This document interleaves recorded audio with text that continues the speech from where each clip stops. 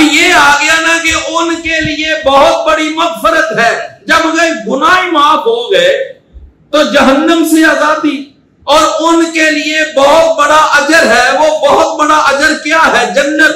کہ اگرچہ مرتبے میں فرق ہے کہ جنہوں نے فتح مکہ سے پہلے اسلام قبول کیا تھا ان کا مقام زیادہ ہے ان سے کہ جنہوں نے فتح مکہ کے بعد اسلام قبول کیا۔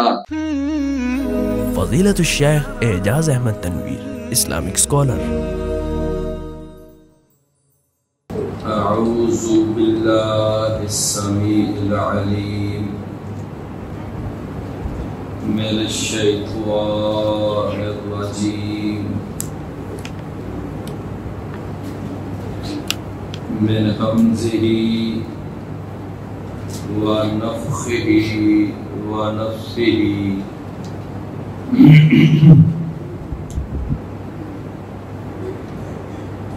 بسم اللہ الرحمن الرحیم۔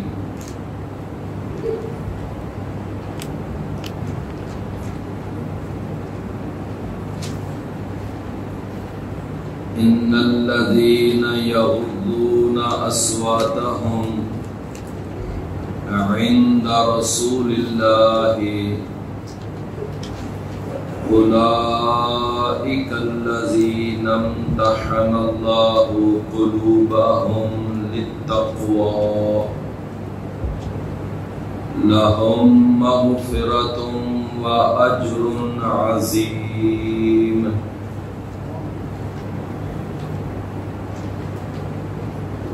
ان الذین ینادونک من وراء الحجرات اکثرهم لا یعقلون ولو انہم صبروا حتی تخرج الیہم لَكَانَ خَيْرًا لَهُمْ وَاللَّهُ غَفُورٌ رَحِيمٌ۔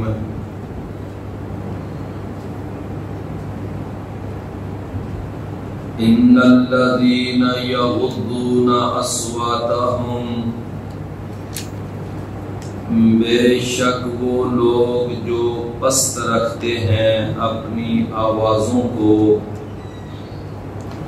عند رسول اللہ، رسول اللہ صلی اللہ علیہ وسلم کے پاس،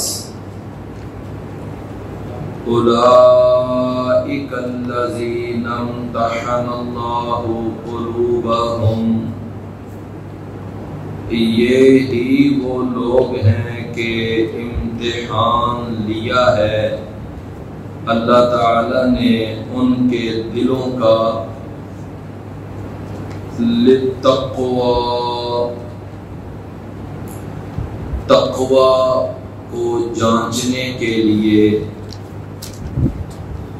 لہم مغفرۃ، ان کے لیے بہت بڑی مغفرت ہے، وَأَجْرٌ عَظِيمٌ، اور بہت بڑا اجر ہے۔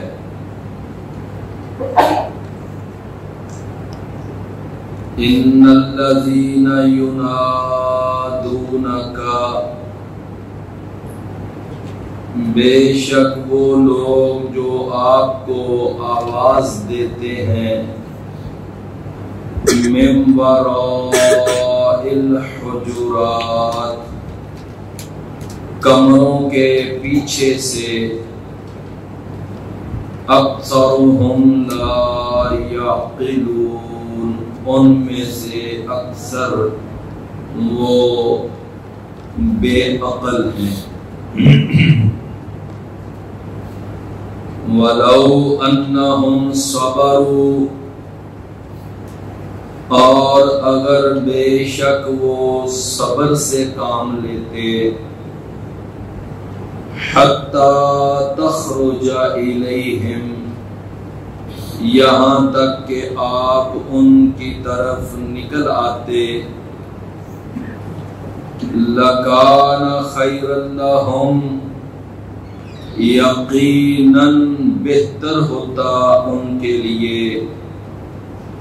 واللہ غفور الرحیم، اور اللہ تعالی بڑا ہی بخشنے والا بے حد مہربان ہے. آج میں نے 3 آیات آج کا درس دینے کے لیے تلاوت کی ہیں.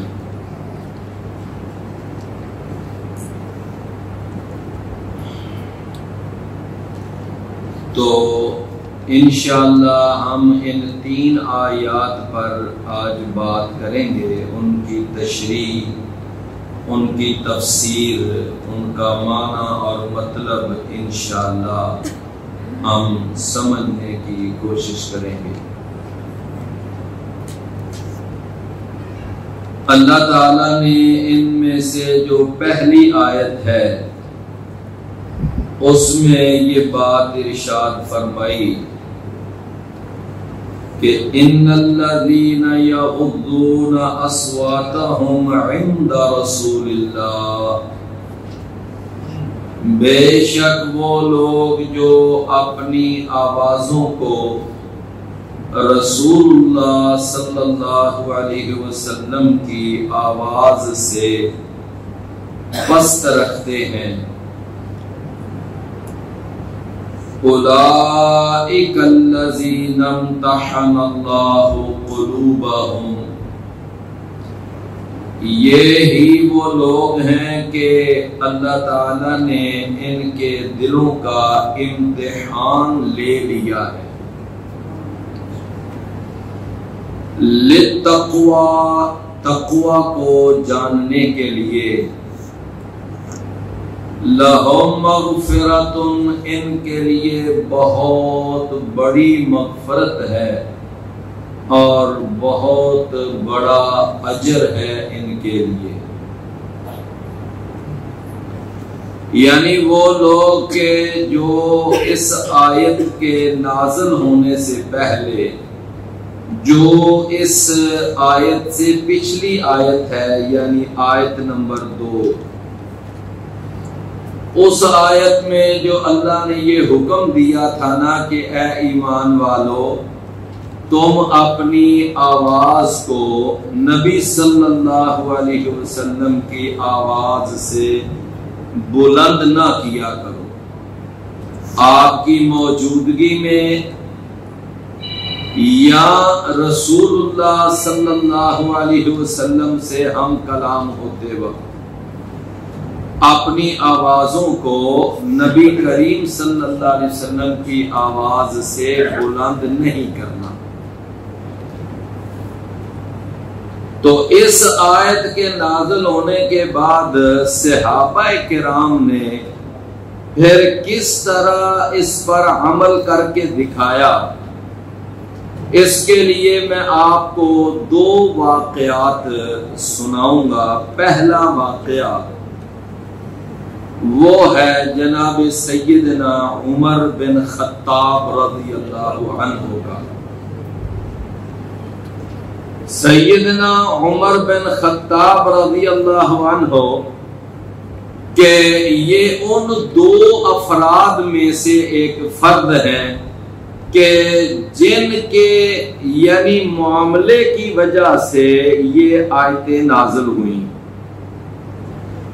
اور عمر بن خطاب رضی اللہ عنہ نے پھر اس حکم پر کیسا عمل کیا کہ عبداللہ بن زبیر رضی اللہ عنہ فرماتے ہیں کہ عمر بن خطاب رضی اللہ عنہ ان آیتوں کے نازل ہونے کے بعد اتنی احتیاط برتا کرتے تھے اور اس قدر ان کا طرز عمل، ان کا رویہ وہ محتاط ہو گیا تھا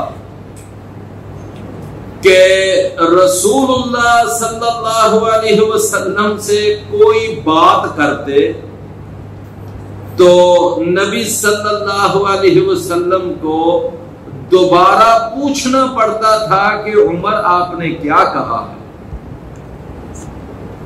یعنی اتنی آواز آہستہ، اتنی آہستہ آواز. حالانکہ عمر بن خطاب رضی اللہ عنہ وہ طبعاً رفیع الصوت تھے، یعنی ان کی آواز ویسے ہی بلند تھی، ویسے ہی بلند تھی آواز، لیکن اس قدر آہستگی سے بات کرتے نبی صلی اللہ علیہ وسلم سے کہ اللہ کے نبی کو ہر دفعہ پوچھنا پڑتا اچھا عمر کیا کہا ہے، یعنی ہر دفعہ دوبارہ پوچھنا پڑتا. اتنی احتیاط.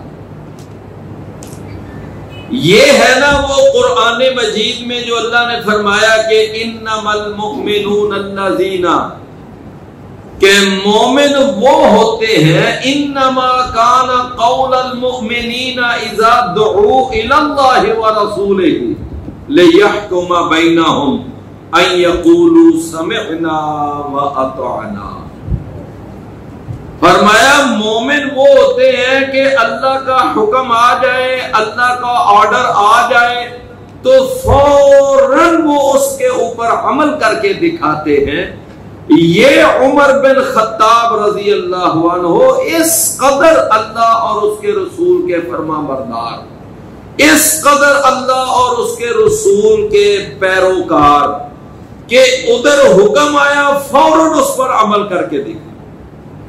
میرے بھائیوں یہی عمر بن خطاب ہیں. پھر اللہ کے رسول صلی اللہ علیہ وسلم کے اس عظیم صحابی نے مرتبہ بھی کیسا پایا کہ آپ جب جنت میں گئے نا معراج کے موقع پر تو واپس آ کر بتایا کہ اے عمر میں نے جنت میں ایک بڑا عالی شان محل دیکھا. میں نے پوچھا یہ محل کس کا ہے؟ مجھے بتایا گیا کہ ایک قریشی سردار کا یہ محل ہے. پھر میں نے پوچھا وہ قریشی سردار کون ہے؟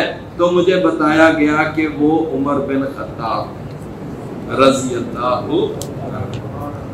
یعنی یہ ان کی اس قدر اطاعت اور فرما برداری کا ثمر ہے. میرے بھائیوں کس قدر افسوسناک صورتحال ہے کہ آج کچھ بد زبان قسم کے لوگ اور بد عقیدہ قسم کے لوگ وہ عمر بن خطاب جیسی عظیم المرتبت ہستی کے بارے میں بکواس کرنے سے باز نہیں آتے. ان کے بارے میں بھی اپنی زبانیں وہ چھریوں کی طرح تیز کی ہوئی ہیں. دوسرا واقعہ میں جو اس حوالے سے آپ کو عرض کروں گا وہ یہ ہے کہ ایک صحابی تھے جن کا نام تھا سیدنا ثابت بن قیس بن شماس. ثابت بن قیس بن شماس. یہ جو ثابت بن قیس بن شماس ہیں ان کو رسول اللہ صلی اللہ علیہ وسلم کے خطیب ہونے کا بھی شرف حاصل ہے. یعنی رسول اللہ صلی اللہ علیہ وسلم نے ان کو لقب دیا تھا کہ خطیب رسول اللہ. کیا لقب دیا تھا؟ خطیب رسول اللہ. اور آپ نے یہ لقب بلا کہاں کس موقع پر دیا تھا؟ ایک دفعہ بنو حنیفہ قبیلہ جو مسلمہ کذاب کا قبیلہ تھا وہ مدینے آیا تھا اور اس قبیلے نے نا وہاں اپنا ایک خطیب لے کر آئے، ایک شاعر لے کر آئے اور انہوں نے کہا کہ ہمارے شاعر کے مقابلے میں کوئی شاعر پیش کرو. تو نبی صلی اللہ علیہ وسلم نے حسان بن ثابت ان کو پیش کیا. اب ان کے شاعر نے بھی کوئی اپنے بنائے ہوئے اشعار وہاں پر پڑھے اور جناب حسان نے بھی اپنے بنائے ہوئے اشعار پڑھے. تو وہاں پر جناب حسان کی جو شعر و شاعری تھی وہ ماشاءاللہ سبقت لے گئی. سب نے ان کے اشعار کو زیادہ پسند کیا. تو جناب حسان جو تھے وہ کون تھے؟ شاعر رسول اللہ. اور وہ جو تھے نا جناب ثابت بن قیس، اللہ کے نبی صلی اللہ علیہ وسلم نے اس موقع پر پھر اپنی طرف سے جو خطیب پیش کیا تھا نا، ان کے خطیب نے بھی ایک خطبہ دیا، اور وہاں نبی کریم صلی اللہ علیہ وسلم نے پھر ان کے خطیب کے مقابلے میں ایک خطبہ دینے کے لیے جناب ثابت بن قیس کو کھڑا کیا۔ یہ بڑے کمال کے خطیب تھے اور بڑے بہترین مقرر تھے، اور اس قدر خوبصورت تقریر کیا کرتے تھے کہ رسول اللہ صلی اللہ علیہ وسلم کے ان خطیب کو نام کیا ملا؟ خطیب رسول اللہ۔ جناب حسان کون تھے؟ شاعر رسول اللہ۔ اور ثابت بن قیس کون تھے؟ خطیب ایک اور صحابی ہیں، ان کا نام ہے سیدنا حذیفہ بن یمان رضی اللہ عنہ۔ اللہ کے نبی نے خندق کے موقع پر ان کو کافروں کی جاسوسی کرنے کے لیے بھیجا تھا۔ جب یہ وہاں سے جاسوسی کر کے واپس آئے، چونکہ کافروں کی جاسوسی کرنا جائز ہے، جائز نہیں بلکہ یہ ایک بہت بڑا جنگی، یہ ایک یعنی معاملہ ہے، جنگ کی حکمت عملی ہوتی ہے کہ دشمن کے حالات سے انسان خبردار ہو کہ اس وقت ہمارا دشمن کیا سوچ رہا ہے، کیا ان کی پلاننگ ہے۔ اس کو کیا کہتے ہیں؟ جاسوسی کرنا۔ اور یہ کافروں کی جاسوسی کرنا یہ جہاد اور قتال کا باقاعدہ ایک حصہ ہے۔ تو جناب رسول اللہ صلی اللہ علیہ وسلم نے ان کو بھیجا، واپس آئے تو اس کے علاوہ بھی نبی صلی اللہ علیہ وسلم نے ان کو نا ایک دفعہ مدینے کے کچھ منافقین کے نام بتائے تھے، نام، اور ساتھ منع بھی کیا تھا کہ یہ نام آپ نے دوسروں کو کسی کو بتانے نہیں۔ تو اس وجہ سے ان کو سر رسول اللہ بھی کہا جاتا ہے۔ سر رسول اللہ کا معنی کیا ہے؟ یعنی رسول اللہ صلی اللہ علیہ وسلم کے خصوصی رازدان۔ سر رسول اللہ یعنی رسول اللہ صلی اللہ علیہ وسلم کے خصوصی رازدان۔ تو آپ کے خصوصی رازدان سر رسول اللہ وہ کون ہے؟ حذیفہ بن یمان۔ تو خطیب رسول اللہ ثابت بن قیس، شاعر رسول اللہ حسان بن ثابت، سر رسول اللہ جناب حذیفہ بن یمان۔ رسول اللہ صلی اللہ علیہ وسلم نے ایک دفعہ جناب زبیر بن عوام کو بھیجا تھا بنو قریظہ کی جاسوسی کے لیے، اور جس وقت وہ گئے نا واپس آئے جاسوسی کر کے، تو نبی صلی اللہ علیہ وسلم نے ان کو شاباش دیتے ہوئے یہ فرمایا تھا کہ اِنَّا لِكُلِّ نَبِيٍّ حَوَارِيٌّ وَحَوَارِي زبیر بن العوام۔ فرمایا ہر نبی کا کوئی نہ کوئی حواری ہوتا ہے، ہر رسول کا کوئی نہ کوئی حواری ہوتا ہے، اور میرا حواری جو ہے نا وہ زبیر بن عوام ہے۔ تو حواری رسول اللہ وہ کون ہے؟ زبیر بن عوام۔ سمجھ آئے نا؟ یہ چار میں نے آپ کو الفاظ یاد کرائے، خطیب رسول اللہ، شاعر رسول اللہ، سر رسول اللہ، اور حواری رسول اللہ۔ سمجھ آ گئی؟ اچھا، ایک آپ نے سنا ہوگا، ایک ہے خلیفۃ رسول اللہ۔ خلیفۃ رسول اللہ کون ہے؟ جناب ابو بکر صدیق رضی اللہ عنہ۔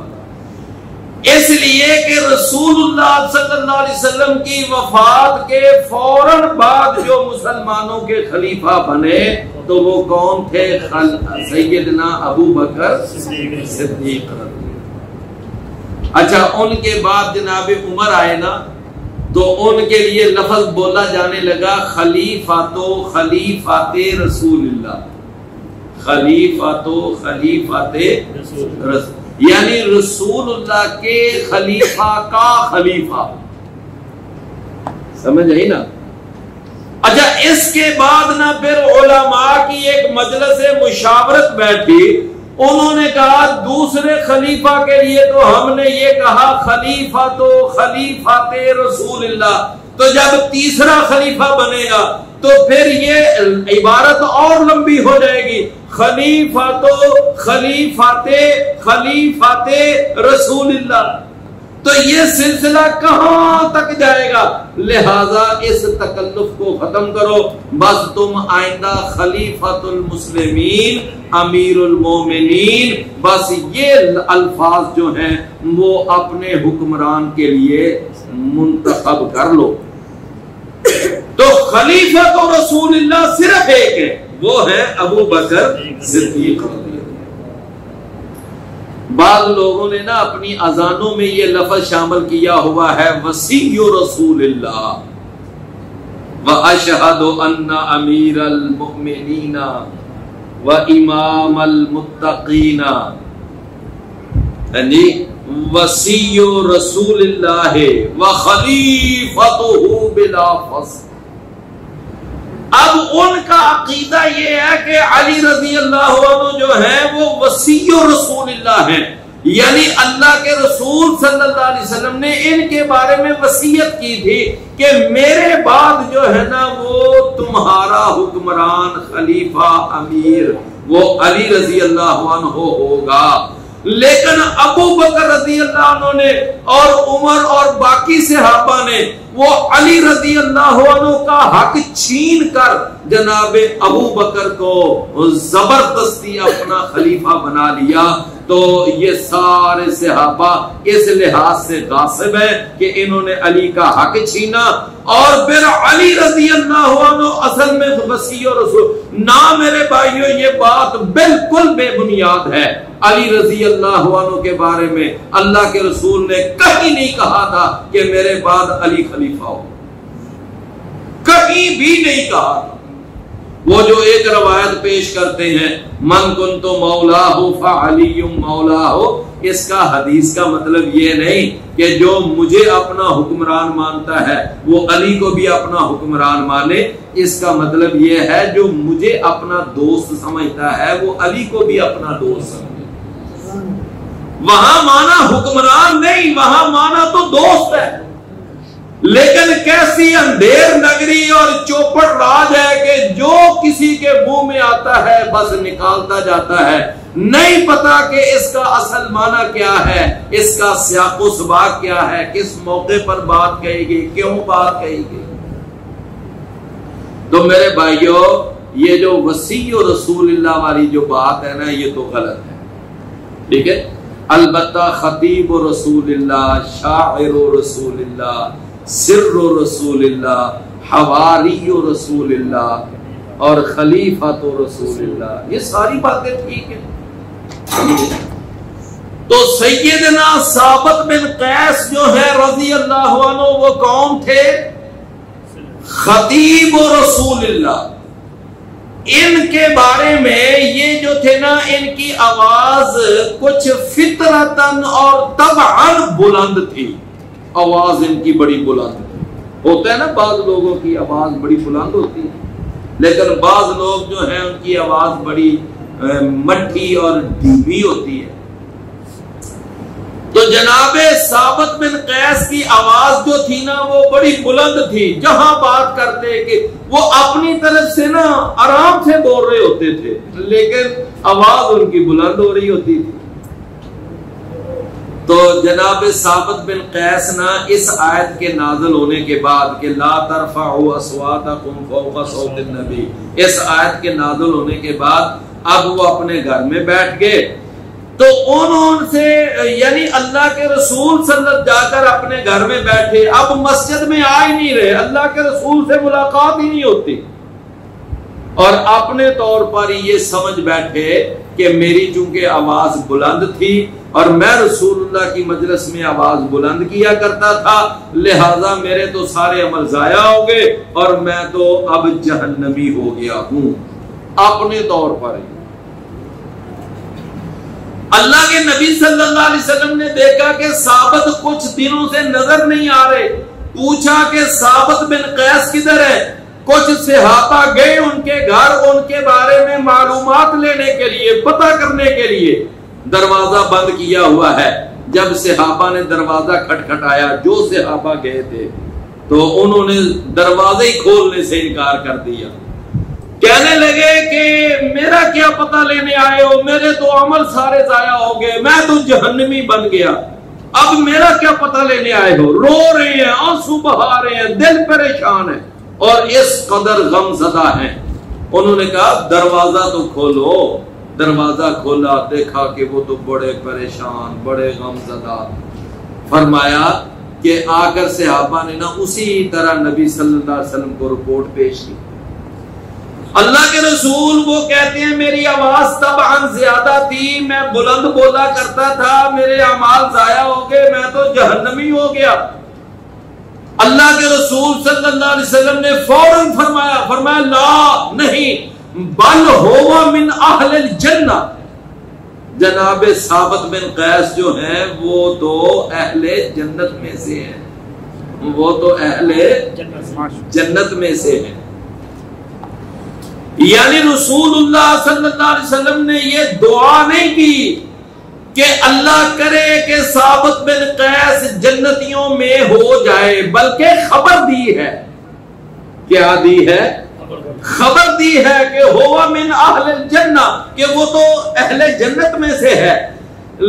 جناب ثابت بن قیس کے بارے میں جب یہ بات نبی صلی اللہ علیہ وسلم نے اپنے پیارے لبوں سے، اپنی میٹھی زبان سے اور اپنی وحی و رسالت والی زبان سے جب یہ بات ارشاد فرمائی، تو انس رضی اللہ عنہ فرماتے ہیں کہ جب اس آیت کے بعد، اس فرمان کے بعد ہم جناب ثابت بن قیس کو اپنے درمیان چلتے پھرتے دیکھتے تھے نا، تو ہم ان کے بارے میں یہ اپنا ذہن بنا چکے تھے کہ یہ جو ثابت ہے یہ جنتی چل پھر رہا۔ یہ کیا چل رہا ہے؟ یہ کیوں اللہ کے نبی نے اب کہہ دیا نا کہ ہوا من اہل الجنہ، کہ وہ کیا ہے؟ ایک دفعہ نبی صلی اللہ علیہ وسلم نے ثابت بن قیس کو دیکھا، نیا سوٹ پہنا ہوا ہے، نیا لباس زیب تن کیا ہوا ہے، اور آپ نے ان کو نئے لباس کی مبارکباد دی اور ان کے لیے دعائیہ کلمات فرمائے۔ فرمایا کہ اے ثابت البس جدیدن، کہ اللہ کرے تو ہمیشہ نیا سوٹ پہنتا رہے، وعش حمیدن، اور تو تعریف والی زندگی گزارے، ومت شہیدا، اور جب تجھے موت آئے تو شہادت والی موت۔ یہ تین جملے اللہ کے رسول نے فرمائے کہ البس جدیدن، وعش حمیدن، ومت شہیدا۔ اور بعض علماء نے کتابوں میں لکھا ہے کہ اگر کوئی کسی کو نیا سوٹ پہنے ہوئے دیکھے نا تو اس کو یہ دعا پڑھنی چاہیے، اس آدمی کو مخاطب کر کے جس نے نیا سوٹ پہنا ہو، اس کو یہ دعا دینی چاہیے، البس جدیدن وعش حمیدن ومت شہیدا۔ یہ دعا جو ہے نا یہ پڑھنی چاہیے۔ تو میرے بھائیوں یہ جو ہے نا جناب ثابت بن قیس رضی اللہ عنہ، اب جناب ثابت بن قیس رضی اللہ عنہ کے بارے میں اب دو باتیں ذرا ذہن میں رکھنا کہ ایک تو اللہ کے نبی نے ان کے بارے میں فرمایا بل ہوا من اہل الجنہ، بلکہ وہ تو جنتیوں میں سے ہے، اور دوسرا آپ نے ان کے بارے میں یہ فرمایا کہ عش حمیدن و مت شہیدہ، کہ اللہ کرے کہ جب اس کی موت آئے تو وہ شہادت والی۔ میرے پیارے بھائیوں، جب ابو بکر صدیق رضی اللہ عنہ کے دور خلافت میں جب مسلمہ کذاب نے اپنا سر اٹھایا اور اپنے آپ کو نبی کے طور پر پیش کیا، جس طرح یہ قادیانی غلام محمد قادیانی نے اپنے آپ کو جھوٹا نبی وہ پیش کیا، تو اس طرح مسلمہ کذاب نے بھی جھوٹی نبوت کا دعویٰ کیا۔ تو اس وقت پھر جناب ابو بکر صدیق رضی اللہ عنہ نے اس مسلمہ کذاب کا وہ سر کچلنے کے لیے اور ان کے اس فتنے کا قلع کما کرنے کے لیے خالد بن ولید رضی اللہ عنہ کی قیادت میں ایک مجاہدین کا لشکر روانہ کیا۔ اب وہ گئے اور جا کر یمامہ کے موقع پر وہاں پر ان کے ساتھ آمنا سامنا ہوا، مقابلہ ہوا۔ میرے پیارے بھائیوں، اس مقابلے میں اللہ تعالیٰ نے مسلمانوں کو فتح عطا فرمائی اور وہاں پر کافروں کو بڑی عبرتناک شکست کا سامنا۔ اس جنگ کے اندر یہ ثابت بن قیس بھی گئے ہوئے تھے۔ تو جب انہوں نے ایک موقع پر دیکھا نا کہ مسلمان جو ہیں اس وقت ذرا کمزور پوزیشن میں نظر آ رہے ہیں، کیا آ رہے ہیں؟ کمزور پوزیشن میں نظر آ رہے ہیں، تو جناب ثابت بن قیس نے اس وقت کفن والا لباس پہن لیا، جیسے کفن پہنتے ہیں، کفن والا لباس پہن لیا اور اس کے بعد وہ خوشبو لگا لی جو میت کو خوشبو لگائی جاتی ہے، کافور۔ کیا لگائی جاتی ہے؟ وہ کافور اپنے اس لباس کے اوپر لگا لی، لباس بھی وہ پہن لیا جو مردے کو پہنایا جاتا ہے، خوشبو بھی وہ لگائی جو میت کو لگائی جاتی ہے، اور اس کے بعد پھر انہوں نے یہ کہا کہ یہ مسلمانوں جو تم نے میدان میں پیچھے ہٹنے کی عادت ڈالی ہوئی ہے یہ اچھی عادت نہیں ہے۔ تلوار پکڑی اور پھر بڑا خوبصورت انہوں نے کافروں پہ حملہ کیا اور ایسا زبردست حملہ کیا کہ جہاں کفار جو تھے نا ان کا بہت بڑا زور تھا، تو تلوار چلاتے چلاتے وہ وہاں پہ جا پہنچے جہاں موت رقص کر رہی تھی، گمسان کا رن پڑا ہوا تھا اور وہاں خون کے فوارے چھوٹے ہوئے تھے اور ہر طرف گھوڑے بھاگ رہے تھے اور وہاں یعنی بس موت ہی موت تھی۔ تو جناب ثابت بن قیس وہاں لڑتے لڑتے بالآخر وہاں شہید ہو۔ اللہ کے رسول کی دونوں باتیں، ہوا من اہل الجنہ و مت شہیدہ۔ تو ثابت بن قیس رضی اللہ عنہ ان کے بارے میں یہ تھا کہ یہ چونکہ آواز ان کی طبعاً بلند تھی تو اس وجہ سے اس آیت کے اترنے کے بعد اپنے آپ کو گھر میں محدود کر لیا۔ اللہ کے رسول کے پاس آنا، آپ کی مجلس میں بیٹھنا، آپ سے بات کرنا، وہ اس احتیاط میں ختم کر دیا کہ میری آواز بلند ہے۔ نبی صلی اللہ علیہ وسلم نے تسلی دی کہ جا کر ثابت سے کہو کہ ایسی کوئی بات نہیں ہے کہ تو کوئی بے ادبی اور گستاخی کی وجہ سے آواز بلند نہیں کرتا، بلکہ تو تیری آواز تو طبعاً ہی بلند ہے۔ ٹھیک ہے؟ فرمایا ان الذین یغضون اصواتہم، بے شک وہ لوگ جو پست رکھتے ہیں اپنی آوازوں کو عند رسول اللہ، اللہ کے رسول صلی اللہ علیہ وسلم کے پاس، اولئک الذین امتحن اللہ قلوبہم، یہ وہ لوگ ہیں کہ جن کا اللہ نے امتحان لے لیا ہے ان کے دلوں کا۔ فرمایا للتقوی، تقوی کو جانچنے کے لیے، لہم مغفرۃ، ان کے لیے بہت بڑی مغفرت ہے اور ان کے لیے بہت بڑا اجر ہے۔ اب وہ مغفرت کا لفظ جب آ گیا تو جہنم سے آزادی مل گئی، اور اجر عظیم کا لفظ آ گیا تو جنت میں داخلہ مل گیا۔ نہیں بات سمجھ آئی؟ جب یہ آ گیا نا کہ ان کے لیے بہت بڑی مغفرت ہے، جب گناہ معاف ہو گئے تو جہنم سے آزادی، اور ان کے لیے بہت بڑا اجر ہے۔ وہ بہت بڑا اجر کیا ہے؟ جنت۔ تو اس کا معنی کہ جہنم سے آزادی اور جنت میں داخلہ. اور قرآن کہتا ہے کہ جو آدمی جہنم سے بچا لیا گیا اور جنت میں داخل ہو گیا فقد فاز، سمجھ لو وہ آدمی کامیاب ہے. توجہ سے نا آپ نے ایک بات ذرا سننی ہے کہ اللہ نے فرمایا کہ یہ لوگ جو اپنی آوازیں، یعنی سارے صحابہ ہی اگر کسی کی آواز کوئی طبعاً بلند بھی تھی تو وہ بھی پھر بعد میں اپنی آواز کو اور زیادہ کنٹرول کرنے لگ گیا، اور زیادہ آہستہ کرنے لگ گیا. تو یہ لوگ جو تھے نا، جو نبی کریم صلی اللہ علیہ وسلم کے جان نثار صحابہ کرام اور آپ کے جان باز ساتھی اور آپ کے اوپر جانے نچھاور کرنے والے صحابہ کرام، میرے بھائیوں، ان کے بارے میں پھر اللہ نے قرآن میں فرمایا کہ میں نے ان کے دلوں کا امتحان لے لیا ہے تقویٰ کو جانچنے کے لیے. تو امتحان لینے والے کو عربی میں ممتحن کہا جاتا ہے کہ ممتحن. اب ان صحابہ کا امتحان لینے والا کون ہے؟ وہ اللہ ہے. ممتحن کون ہے؟ اللہ. اور امتحان دینے والے جو کینڈیڈیٹس ہیں، جو امیدواران ہیں، وہ کون ہیں؟ وہ صحابہ.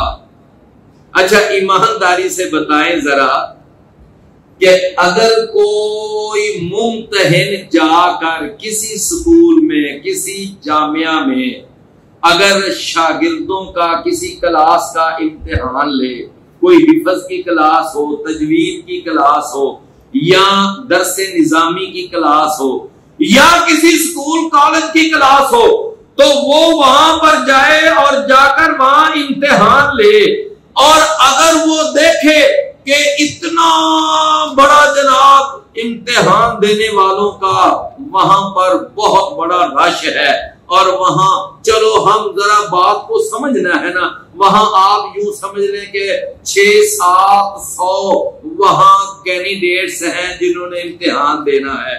اگر 600-700 کینڈیڈیٹس میں سے اگر صرف 5 وہاں کینڈیڈیٹ پاس ہو جائیں اور باقی سارے ہی فیل ہو جائیں تو وہ ممتحن جو ہے وہ ان کے بارے میں اپنے کیا تاثرات قلم بند کرے گا؟ وہ کہے گا یہ پڑھایا تھا ان کو، یہ تیاری کروائی تھی ان کی، یہ تم نے ان کی تعلیم کو. مطلب یہ ہے کہ اس وقت جا کر یعنی یہ سارا بلیم، یہ الزام اور یہ کس کی یعنی توہین ہوگی؟ وہ جو پڑھانے والا ہے کہ اس نے ان کو پڑھایا ہی اچھا نہیں ہے، اس نے ان کو صحیح طور پر نہیں پڑھایا. وہ معلم ناکام تصور ہوگا کہ جس کا اتنا گندا رزلٹ آئے، جس کا اتنا گندا رزلٹ آئے.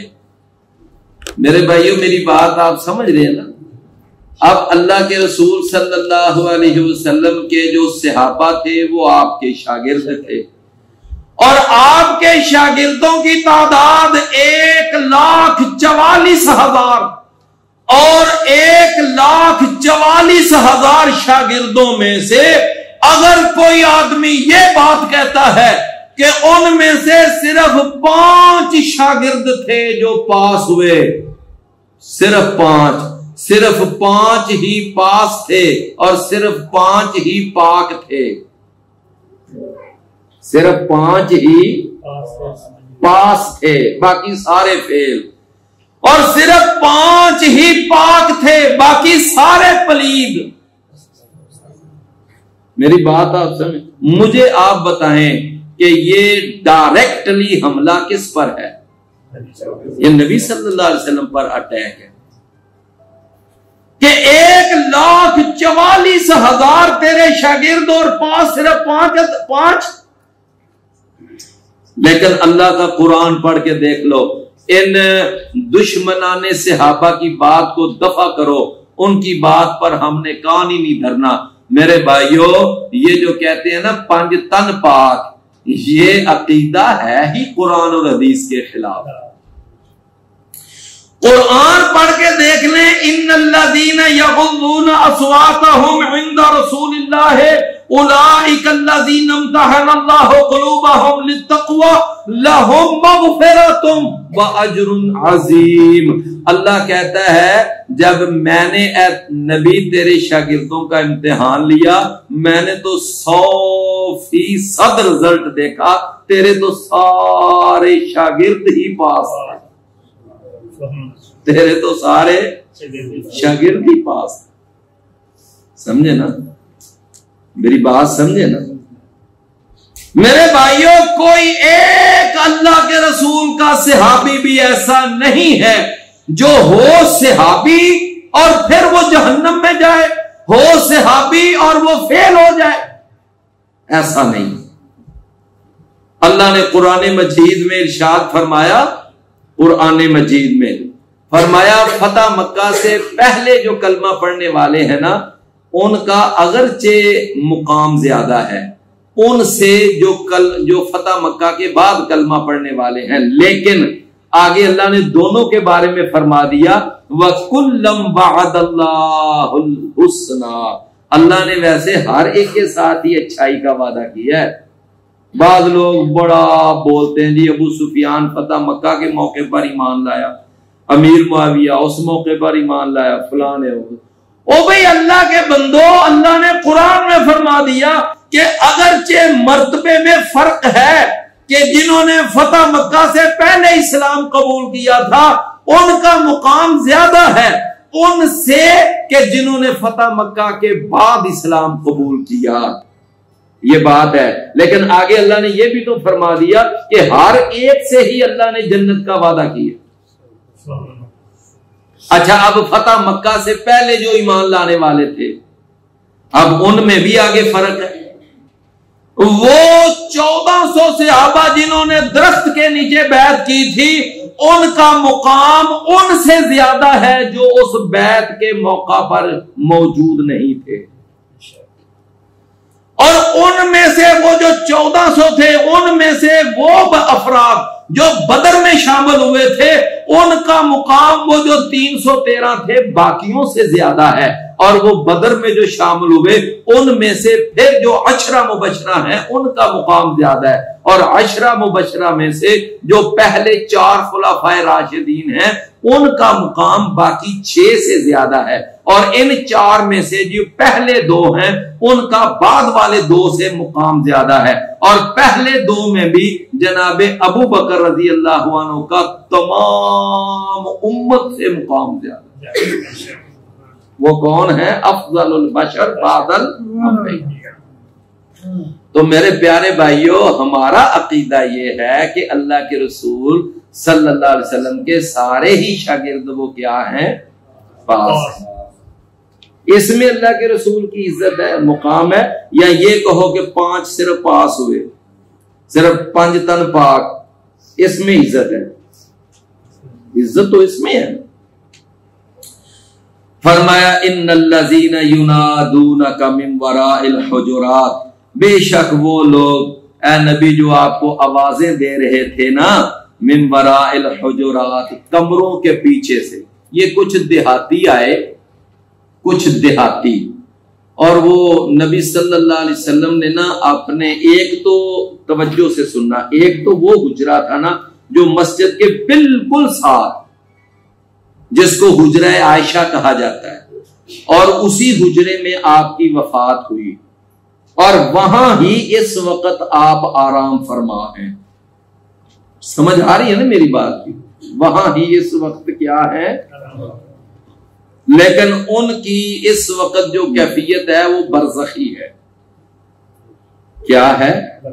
برزخی کیفیت ہے، اور برزخی کیفیت کے بارے میں ہم کچھ نہیں جانتے۔ وَمِن وَرَائِهِمْ بَرْزَخٌ إِلَى يَوْمِ يُبْعَثُونَ، یعنی اب اللہ کے رسول عالم برزخ میں ہیں، اور ہمارا ایمان ہے کہ وہ بڑی ہی بہترین حالت میں ہے، بڑی ہی بہترین حالت میں۔ اچھا، تو رسول اللہ صلی اللہ علیہ وسلم وہاں آرام فرما ہیں، تو ایک تو یہ کمرہ ہے، حجرہ عائشہ اس کو کہا جاتا ہے۔ اچھا 9 کمرے تھوڑے سے ذرا ہٹ کر تھے اور وہ سارے ایک لائن میں تھے۔ جس طرح آپ نے کبھی دیکھا ہوگا بعض مدارس میں کمرے بنے ہوتے ہیں نا، ایسے ساری کلاسوں کے لیے کمرے بنے، تو یہ 9 کمرے تھے اور سارے ایک لائن میں بنے ہوئے تھے، اور ہر کمرے کے آگے برآمدہ تھا، سمجھے نا۔ تقریباً ایک تابعی ہیں، ان کا نام ہے داؤد بن قیس، یہ کہتے ہیں، امام بخاری ہے نا رحمت اللہ علیہ، ان کی کتاب ہے الادب المفرد، انہوں نے اس میں یہ بات لکھی ہے، کہتے ہیں کہ وہ داؤد بن قیس کہتے ہیں کہ میں ان کمروں کے اندر گیا تھا اور میں نے وہ سارے کمرے دیکھے تھے۔ داؤد بن قیس کہتے ہیں کہ وہ کمرے بس آپ یوں سمجھے کہ ان کے اوپر جو چھت پڑا ہوا تھا نا وہ کھجور کی ٹہنیوں کا تھا، کھجوروں کی ٹہنیاں، وہ کھجوروں کے بڑے بڑے تنے، ان کے ہی انہوں نے چھتیر بنائے ہوئے تھے اور ان چھتیروں کے اوپر ہی کھجوروں کی ٹہنیاں رکھ کر تو انہوں نے چھت ڈالی ہوئی۔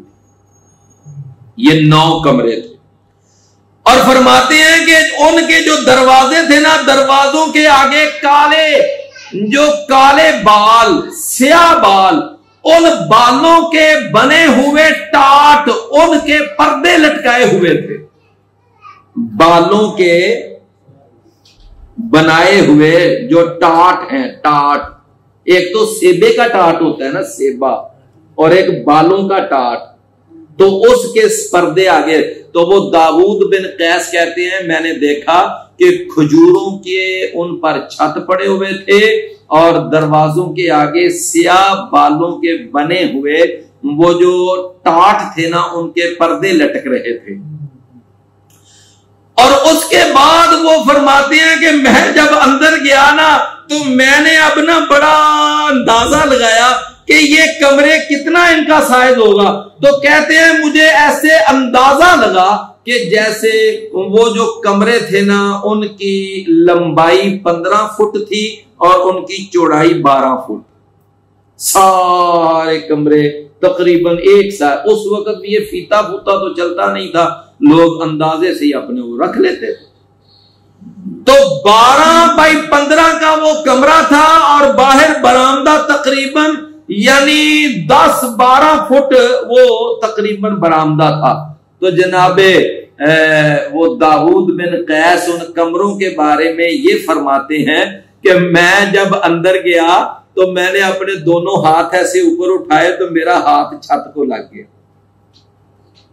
یعنی اتنی ڈاؤن وہ چھت ڈالی ہوئی تھی، سمجھے نا۔ جیسے آج کل ہمارے یہاں گیلریاں ہوتی ہیں نا، وہ 6-7 فٹ پر سمجھ لو 7 فٹ پر ایسے چھت ڈال دیں تو بندہ ذرا ایسے اوپر کر کے ہاتھ اڑ، تو یہ ان کمروں کی کیفیت بیان کی ہے داؤد بن قیس نے، جو ان کمروں کو دیکھ، کہتے ہیں میں ایک دفعہ نہیں میں کئی دفعہ گیا تھا، تو انہوں نے ان کی چھت کی کیفیت بتائی، اس کے پردے بتائے، کمروں کا سائز بتایا اور چھت کی اونچائی بتائی، یہ سارا کچھ بتایا۔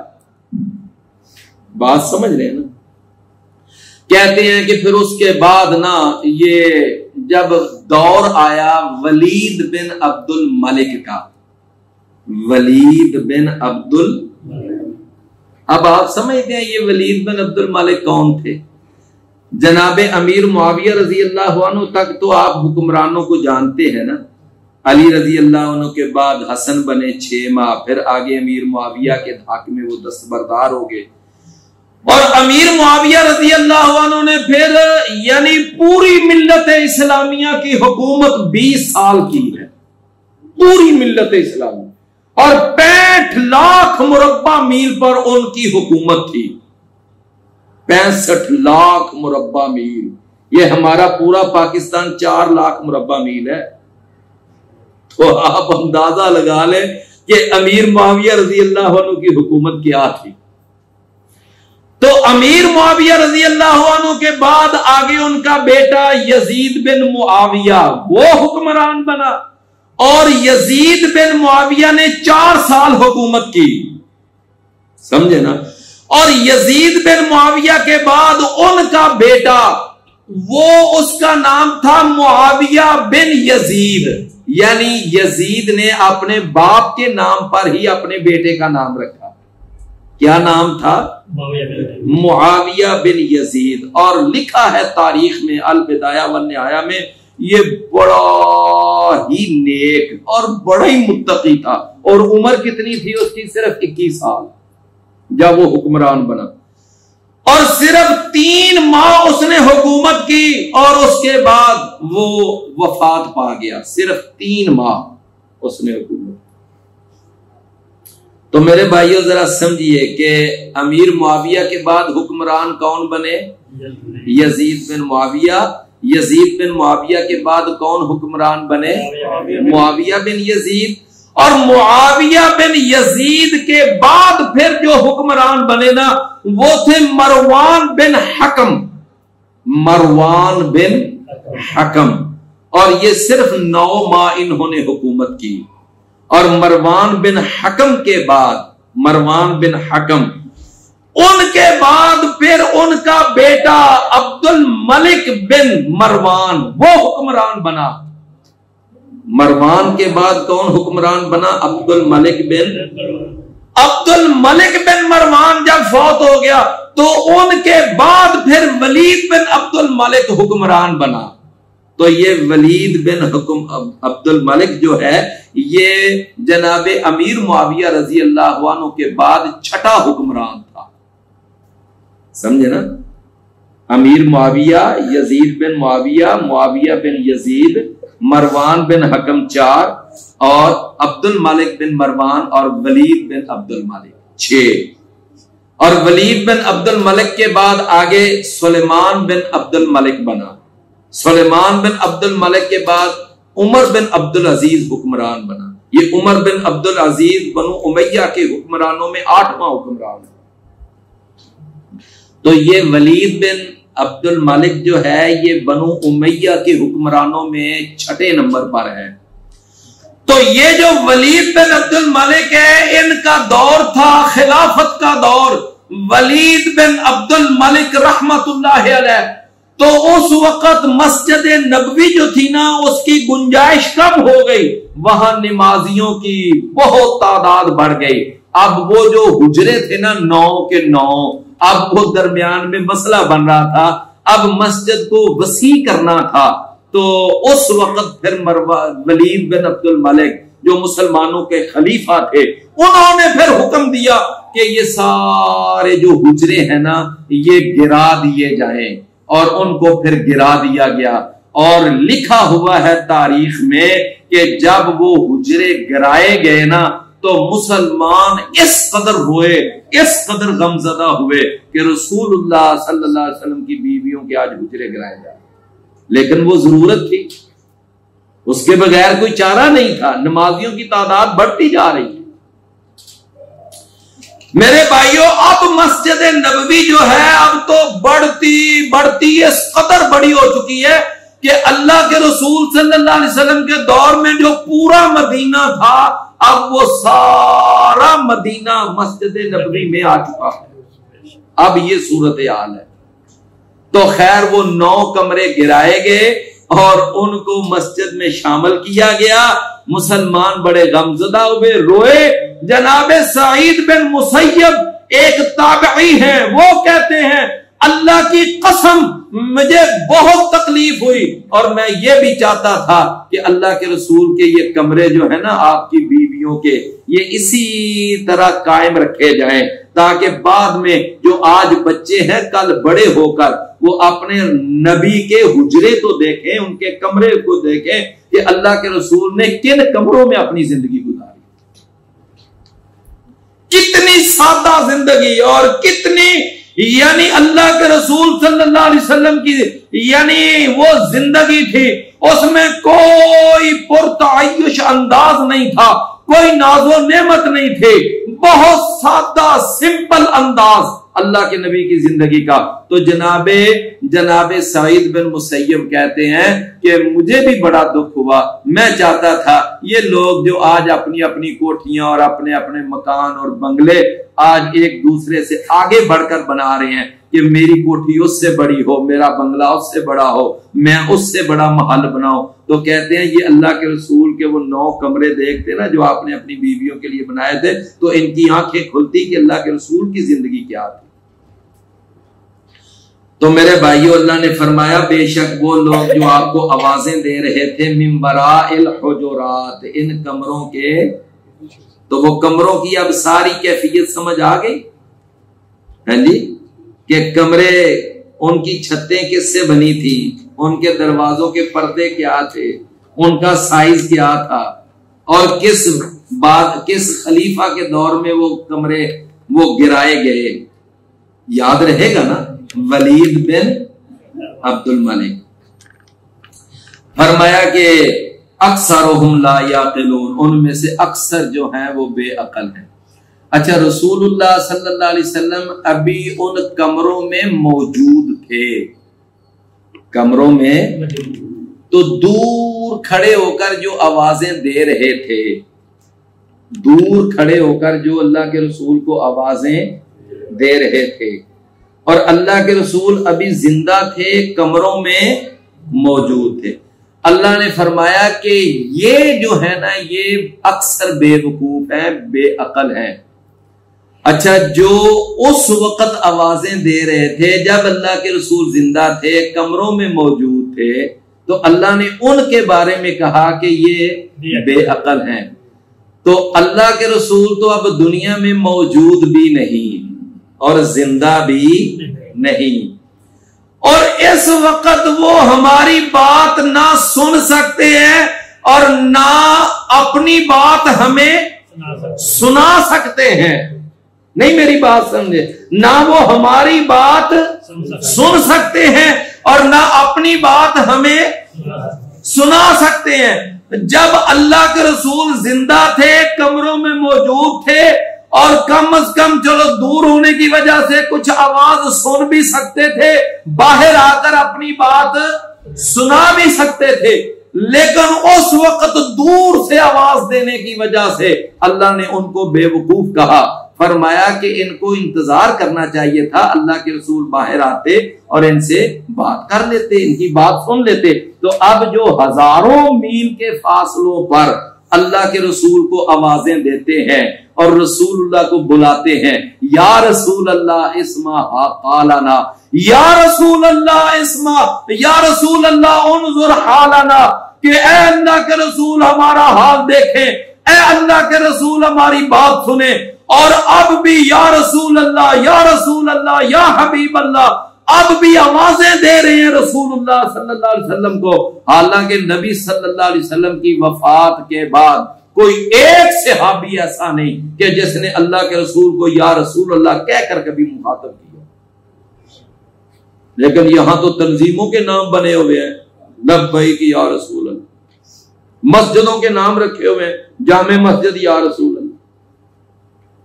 میں نے ایک جگہ ایک ریڑی پہ دیکھا تو اس نے ریڑی پہ لکھا ہوا تھا یا رسول اللہ دہی بلے, یا رسول اللہ دہی بلے, یعنی آپ اندازہ.